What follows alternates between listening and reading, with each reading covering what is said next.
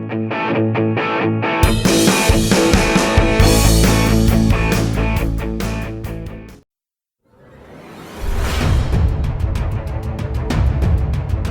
yang berat kembali dialami Francesco Bagnaia di MotoGP Qatar 2025.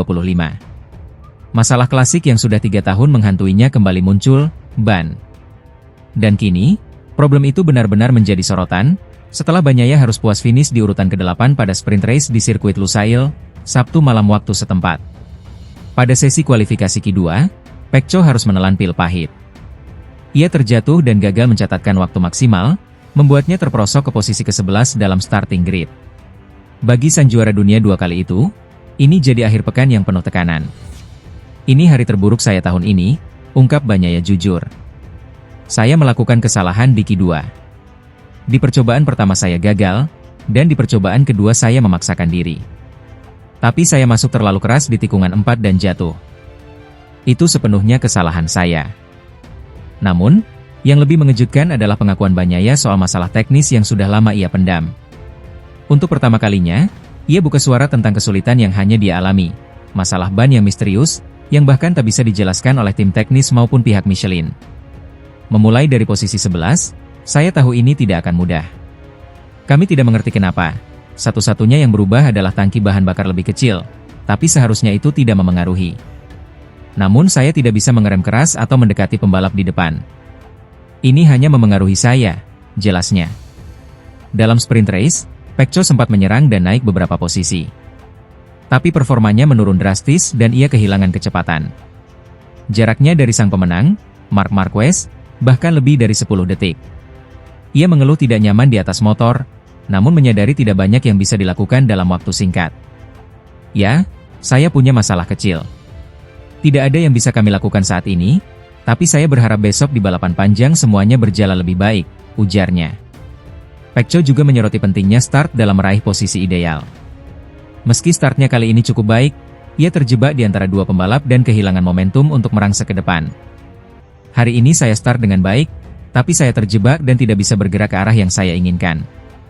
Besok, saya harus lebih agresif di tikungan pertama, tegasnya. Bagnaia saat ini tertinggal cukup jauh dari Marc Marquez dalam perburuan klasemen. Ia sadar, kehilangan poin dari rival utamanya bisa berdampak besar pada perebutan gelar musim ini. MotoGP Qatar belum usai, tapi tekanan di kubu Ducati, khususnya di sisi Pecco Bagnaia, tampak mulai memuncak.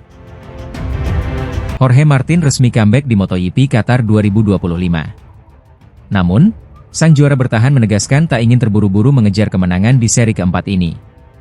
Rider anyar Aprilia itu masih fokus pada pemulihan pasca cedera serius yang sempat membuatnya absen di 3 seri awal musim. Balapan MotoGP Qatar dijadwalkan berlangsung di sirkuit Lusail pada Senin dini hari, 14 April 2025 waktu Indonesia Barat.